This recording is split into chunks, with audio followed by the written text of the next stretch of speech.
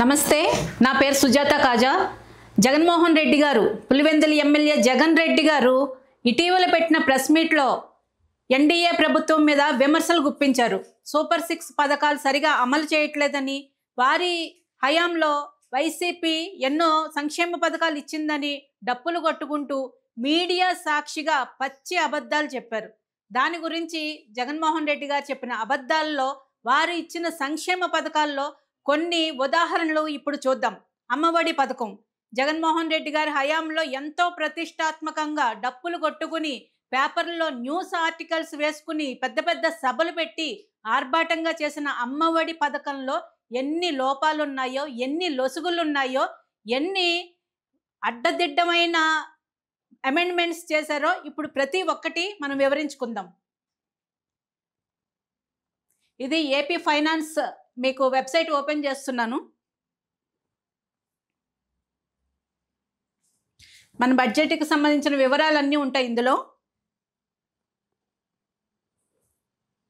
1920 అంటే వైసీపీ ప్రభుత్వం వచ్చిన మొదటి సంవత్సరం బడ్జెట్ వివరాలు. ఎడ్యుకేషన్ డిపార్ట్మెంట్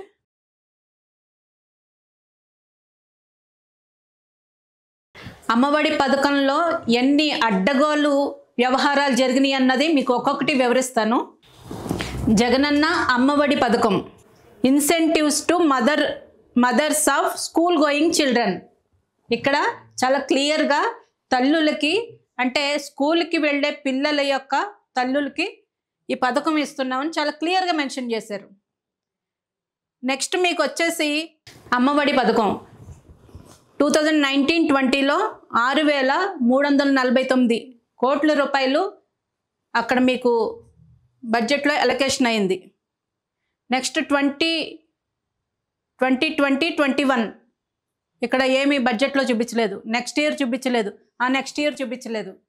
సో మీకు అమ్మఒడి పథకంలో చాలా లొసుగులు ఉన్నాయి. మొదటగా ఈ పథకం ఒక క్లారిటీ రావాలి మనకి. తల్లిదండ్రులకి ఇస్తున్నారా, లేదంటే స్కూల్కి వెళ్ళే విద్యార్థుల బేసిస్లో ఇస్తున్నారా? ఈ రెండు కొంచెం అక్కడ కాన్ఫ్లిక్ట్ ఉంది. మొదట అంటారు స్కూల్కి వెళ్ళే పిల్లల తల్లుల ఖాతాల్లో వేస్తామంటారు, దాని తర్వాత విద్యార్థుల సంఖ్యాపరంగా ఇచ్చామన్నారు.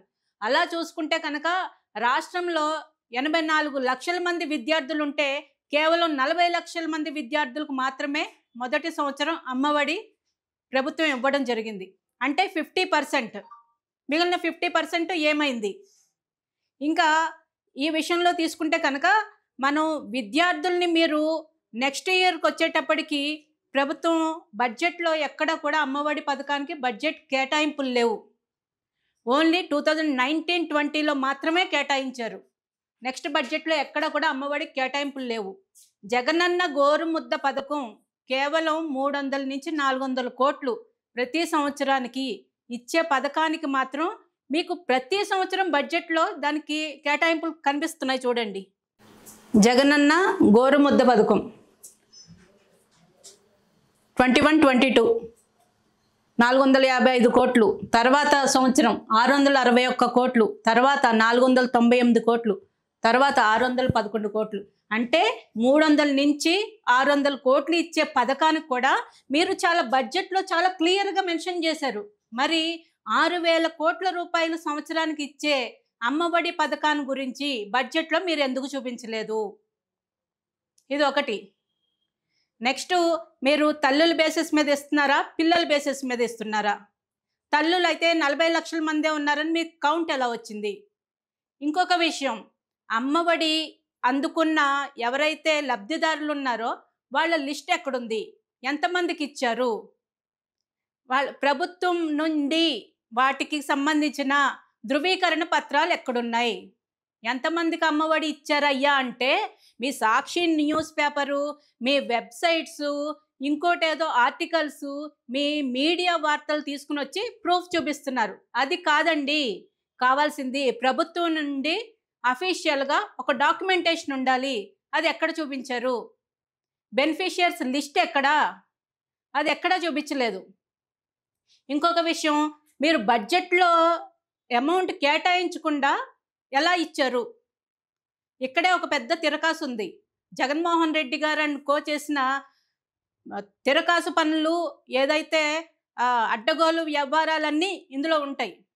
బడ్జెట్లో కేటాయించకుండా మీరు నిధులు ఎక్కడి నుంచి తీసుకొచ్చారు అంటే ఇక్కడ ఏం జరిగిందంటే కార్పొరేషన్స్ నిధులు అమ్మఒడి పథకానికి వాడారు. బడ్జెట్లో కేటాయించలేదంటే మరి మిగిలిన 4 సంవత్సరాలు మీరు అమ్మఒడి ఇవ్వలేదా? ఇస్తే ఎక్కడి నుంచి తీసుకొచ్చి ఇచ్చారు? ఒకవేళ ఇచ్చాము అంటున్నారు కదా, మరి నిధులు కార్పొరేషన్స్ నుంచి తీసుకొచ్చారు అని తేటతెల్లమైంది. తర్వాత ఎక్కడి నుంచి? ఏపీ బెవరేజెస్ కార్పొరేషన్, అలానే ఇంకొక మిగిలిన కార్పొరేషన్ ఫండ్స్ వాడేశారు వీళ్ళు. అది కార్పొరేషన్ నిధులు వాడినా కూడా బడ్జెట్లో చూపించాలి, కానీ చూపించలేదు. ఇక్కడ చాలా తెలివిగా ఏం చేశారంటే మద్యం అమ్మకాల మీద వచ్చే ఆదాయమే కాకుండా రాబోయే 25 సంవత్సరాలకి మద్యం అమ్మకాల మీద వచ్చే ఆదాయాన్ని షూరిటీగా పెట్టి, తాకట్టు పెట్టి వీళ్ళు అప్పులు తెచ్చుకున్నారు. ఆ అప్పులతో ఈ పథకాలకు డబ్బులు మళ్లించారు. ఇక్కడ జరిగేది ఏంటంటే వీళ్ళు ఒకవేళ ఆ విధంగా అప్పులు తెచ్చుకున్నా కూడా అవి బడ్జెట్లో చూపించాలి, కానీ అవి బడ్జెట్లో చూపించకుండా వాళ్ళు డిసెంబర్ 2021 ఒక అమెండ్మెంట్ చేశారు. అంటే కార్పొరేషన్స్ నిధులు సంక్షేమ పథకాలకు వాడొచ్చు, వాడుకున్నా కూడా బడ్జెట్లో చూపించే అవసరం లేదని ఒక అమెండ్మెంట్ చేశారు. ఇప్పుడు ఇక్కడ జరిగింది ఏంటంటే ఒకవేళ బడ్జెట్లో చూపిస్తే కనుక సెంట్రల్ గవర్నమెంట్కి వీళ్ళు ఆన్సర్ చేయాల్సి ఉంటుంది. ఇక్కడ ఏమైంది, మీకు కాగ్ రిపోర్ట్ కూడా చూపిస్తాను నేను. ఇది కాగ్ రిపోర్ట్, ఏదైతే బెవరేజెస్ కార్పొరేషన్ నిధుల్ని సంక్షేమ పథకాలకి మళ్లించినట్టు చాలా స్పష్టంగా రిపోర్ట్ ఇచ్చారు.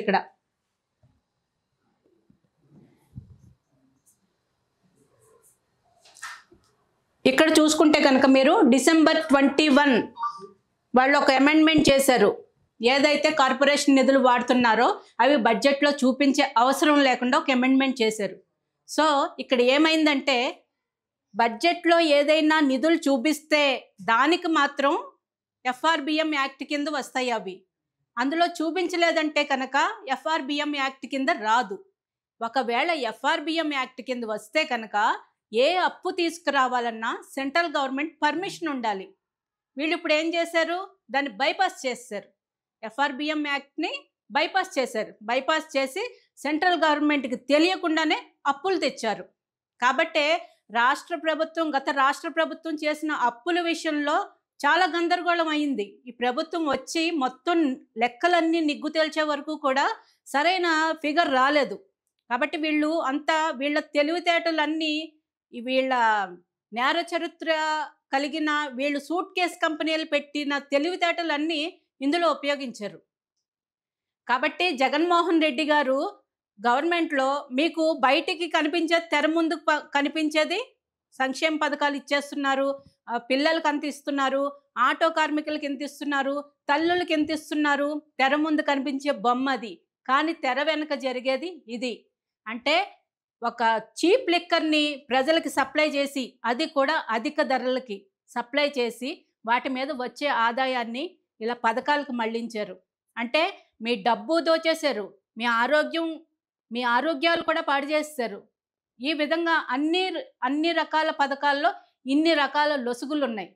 ఆటో కార్మికుల విషయంలో కూడా వాళ్ళకి ఇచ్చినట్టే అమౌంట్ ఇచ్చి వాళ్ళకి పెనాల్టీలు వేసి రోడ్లు సరిగా లేకుండా ఎన్నో రకాలుగా వాళ్ళని ఇబ్బందులు పెట్టారు. జగన్మోహన్ రెడ్డి గారు మీరు ఇచ్చిన పథకాలు లొసుగులు తీస్తే పెద్ద చాంతాడంత అవుతుంది. సో ఈ ప్రభుత్వం వచ్చిన తర్వాత అవన్నీ లెక్కలన్నీ బయటకు వస్తున్నాయి. మీకు అమ్మఒడి ఇచ్చినట్టు మాత్రమే కనిపిస్తుంది, కానీ ప్రభుత్వం వెనక చేసినవి ఇంకా చాలా ఉన్నాయి. రోడ్ల నిర్వహణ లేదు, 1 కిలోమీటర్ కూడా రోడ్డు వేయలేదు, 1 గుంత కూడా పూడ్చలేదు. ఐటీ పరిశ్రమకి బడ్జెట్లో 0 ఇచ్చింది ఏమీ లేదు. దాన్ని చాలా చక్కగా చెప్పారు మన గుడివాడ అమర్నాథ్ గారు, గుడ్డు పెట్టింది అని. గుడ్డు అంటే 0, బడ్జెట్లో ఏం లేవు నిధులు. అంటే ఏపీలో బీటెక్ పూర్తి చేసిన విద్యార్థులు ఎంతోమంది ఉన్నారు, వాళ్ళు ఎవరికి ఉద్యోగాలు రావు, ఐటీలో కేటాయింపులే లేవు. అలాగే ఎన్నో పరిశ్రమలను కుదేలు చేసేశారు. కాబట్టి జగన్మోహన్ రెడ్డి గారు మీకు సూపర్ 6 పథకాల గురించి మాట్లాడే నైతిక హక్కు లేదు. మీరు అడ్డగోలుగా దొరికిపోయారు. మీరు చేసినవి ఒక్కొక్కటి బయటకు వస్తున్నాయి. దయచేసి పవన్ కళ్యాణ్ గారి గురించో, లోకేష్ గారి గురించో, చంద్రబాబు గారి గురించో మాట్లాడేటప్పుడు నోరు జాగ్రత్తగా అదుపులో పెట్టుకుని మాట్లాడండి. మీరు అద్దాల మేడలో కూర్చుని ఎవరి మీదో రాయి ఇసురుతానంటే పగిలేది మీకే. జై హింద్.